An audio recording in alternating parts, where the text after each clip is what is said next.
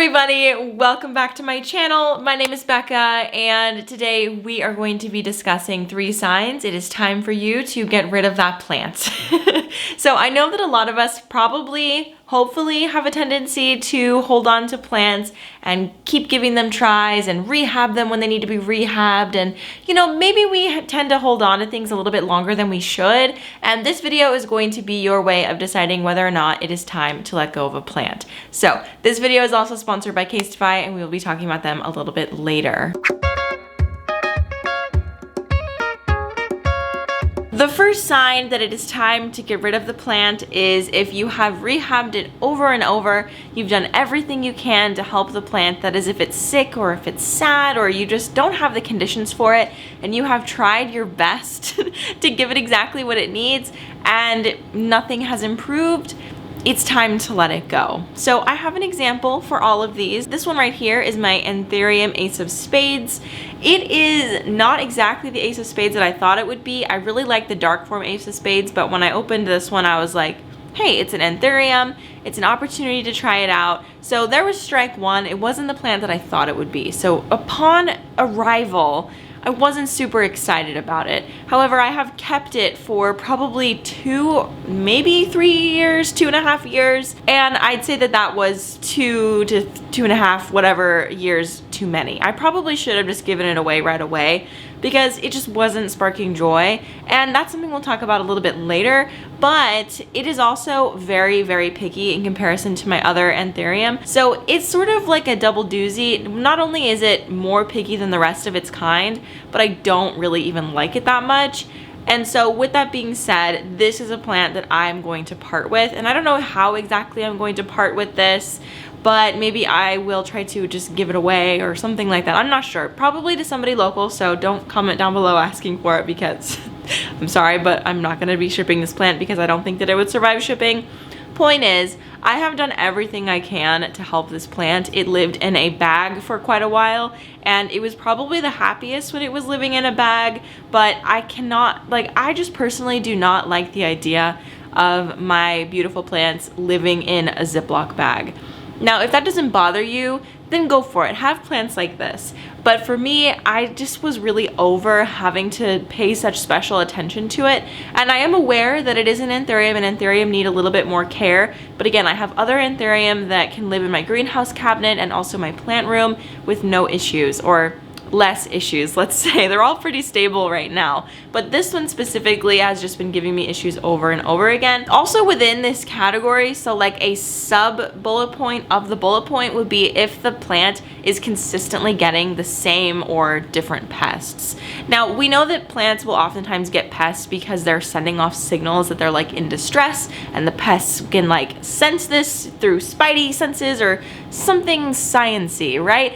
But what we know is that plants, when they are vulnerable and they're not happy, they're more susceptible to getting a pest. If you have a plant that is a repeat offender, it is consistently getting spider mites, and it is already not really, something that you're interested in, the next time it gets thrips, it just becomes a hazard at that point. And if you're constantly having to rehab a plant to be happy, you're having to put in a ton of work for it, and it doesn't really mean that much to you, it's time to get rid of it. Now, if it was a plant that really meant a lot to me, for example, I got this in the same order that I got this one. This is my Philodendron mammii. This plant means a ton to me, and I have done a lot of work to get it back to this point. It used to be really, really big, and then it got root rot, and then once it finally recovered from root rot, it was a wet stick, and then finally it grew leaves out of the wet stick, and once it was stable, it got spider mites. And it just has felt like one thing after the other. But with this plant, it does not feel like a lot of work. I'm actually concerned for it, and I want it to pull through. Whereas, when this one gets spider mites, I'm like, let it run its course. Like, I don't care. And so I feel like we should not hold on to plants where we feel like this about them. This video is sponsored by Casetify, and I'm always so excited to talk about Casetify because they're my favorite phone cases. I get a few messages a month asking where I get my phone cases, like reminders. It's Casetify, and I love them. This is my Casetify phone case. I love this one because it has this really beautiful print on them. Casetify has endless print options with beautiful designs like this, or you can do a custom design with like your name or a favorite phrase. And they have really awesome cases for impact. So this is their ultra impact case, and it has bumpers on the sides of it, which means that it is drop tested approved up to 9.8 feet. That is actually military grade protection, and I'm not sacrificing anything with style because look at how cute this is. The impact and ultra impact cases are made with 65% recycled material, and they arrive in recycled packaging, which is like recycled paper, and then non-toxic ink from soybeans. And if that wasn't enough, these cases come with Defensify, which is Casetify's antimicrobial coating that kills up to 99% of bacteria, and these cases are non-toxic and non-hazardous. So truly, I love these phone cases. They have protected my phone from some serious drops. So if you are interested in grabbing a Casetify case, you can head over to casetify.com/plant to get 15% off your order. So the second reason to get rid of a plant, as I mentioned, is if it's just not sparking joy, it's time to get rid of it. And I say this because if a plant is not really speaking to you, if you're not really feeling it, you're less likely to give it the care that it needs. Now, I've got a perfect example right here. This is a ponytail palm, and I thought for a while that I would really want one of these, and so I got one and realized that I am just so uninterested in this plant. I just find it really boring, and it's just not for me. And although it took me getting the plant to realize this, and I've had it for, again, longer than I should, it takes up energy in my head that I don't want to give this plant, so I tend to ignore it and not give it the attention that it deserves. Now, what I could do is I could, banish it outside for the summer and just bring it in the winter time and only care for it half of the year, because usually with my plants that I put outside, I don't really have to do a ton for them. But the point is, I have this thing in my house that is sort of sucking the energy out of me, and every time I look at it, I just think about how guilty I feel that I'm sort of letting it go downhill. So if a plant is just not sparking joy for you, it is more merciful to just get rid of it than to keep it in your home and let it die a slow and painful death, which I am kind of doing to this one. And so I'm still trying to decide what I'm gonna do with this, but I know that it's just not a plant that I want to keep. And so I don't know if it's in bad enough shape to where it's not even worth it to try to give it away or sell it. I might just offer it up for free on my local Facebook group or something like that and see who's interested. But if a plant just isn't doing it for you anymore, I'm a big advocate for just getting rid of it, because houseplants, if you have a collection to the scale that I do, are a lot of work, and a lot of people have a lot of plants. Like, I feel like most people who own houseplants like really go all in, and if there's a lot of plants, there's a lot of work, and you don't want to be dedicating time and energy to something that you don't like. So if it's taking up space in your home and you don't like it, you're not interested anymore, just let it go. Make a post on Facebook or put it outside your front yard and put a free sign on it. Make sure it's like in the shade so it doesn't get a really bad sunburn and die before someone can even take it. But there's lots of ways to get rid of your plants if it's just not doing it for you anymore. And honestly, if it comes down to it, just throwing it in the trash is totally fine, and I will not judge you for it. There is one small thing that I want to acknowledge with that statement, and that is if you are habitually just throwing away plants because it's just not sparking joy for you anymore, I think it's time to reassess your spending habits and see if you're doing more impulse purchases with houseplants and less thought out, thoughtful purchases. And I have made videos talking about how to be more thoughtful in your plant purchasing. And so if you find yourself in a cycle of like constantly wanting new plants and then suddenly realizing that it's just not for you, definitely check out my other videos. I'll have one of them linked up in the cards for you to enjoy to, learn a little bit more about intuitive purchasing when it comes to houseplants. And the final sign that it is time to part with a plant is if the plant is just getting too big for your space. So houseplants are houseplants because they do well in the shade outside. They are understory plants in their native environments most of the time. And also they're very well known for being a little bit invasive or really fast growers. So in our homes, our houseplants are going to grow. Obviously, we want that. We get excited for the new leaves. It sparks joy in our hearts, and we love to see, the plant change and grow through the years of having it. That is one of the best parts of owning houseplants. Besides like the aesthetic benefits, it's really cool knowing that or I guess I'll speak for myself. It's really cool knowing that I was able to help a plant achieve a new leaf, or just like, I don't know, I feel like it's an accomplishment for everybody involved. So I get really excited when I see that, but there are definitely plants in my collection that are very large, and with large plants comes large responsibility. So number one, they are very heavy and they're hard to navigate. They're hard to move around your home. They're hard to find a place to put them. I'm pretty lucky because I have this entire room as a sunroom and I can fill it to the brim with plants. Like, there are no limits for me. I mean, Daniel might be upset if they're like blocking the door and stuff, but there's pretty much no limits on how many I can put in here, but there are limits on how many big plants I can put in here. So I have utilized like wall space to be able to put a lot more plants up and not on the ground, and so that really cleared up a lot of space for me to have plants, large plants, sitting on the ground, such as this Adansonii tree. And I get a lot of questions about this plant. I didn't buy it this big, although it was a lot like skinnier when I bought it, and so since I've had it, it has grown a lot more in length, and since it's outgrown its pole, it's just sort of starting to cascade back down, so it probably looks a lot wider than it did when I first bought it.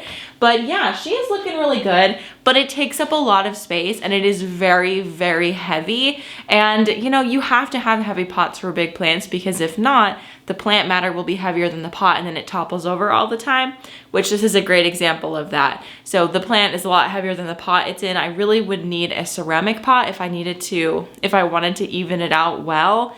But it would need like a 20-inch ceramic pot. And I don't know if you guys are in the habit of like picking up, you know, 20-inch ceramic pots with wet soil and an entire plant in them. I mean, that's a lot of weight, and it's definitely more than one person can do on their own. If your plants are getting too big for you and the maintenance is just feeling like too much, a lot of plants you can separate. It's called division, propagation by division. A lot of the time Monstera deliciosa, when they are sold to you in the pots, they will have a few different plants in the pot itself.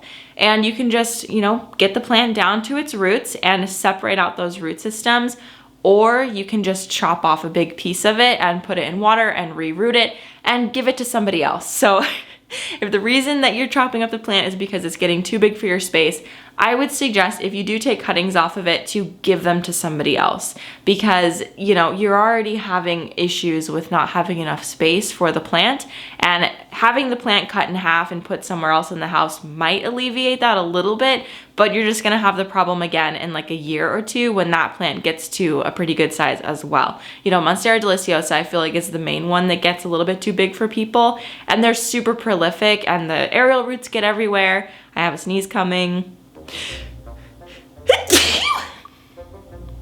I sneeze in threes. I don't know about you guys, but I feel like that was a singular sneeze. Nope, there's another one coming. It's a double sneeze. Okay, actually it's a singular sneeze. That's a record for me. Somebody has to tell Daniel because he's gonna be so happy. I always sneeze like at least 3 or 4 times. Anyway. So yeah, Monstera deliciosa just tends to get really big and unruly, and you need a lot of things to keep it tamed. And if that's just not your jam, then I would really suggest just propagating it and giving the pieces away to other people. I saw one of my friends do this, and she actually just cut off some of the leaves just to sit in a glass of water or like a vase. And so it's like a long-term flower arrangement for the summer. I thought that was really cute.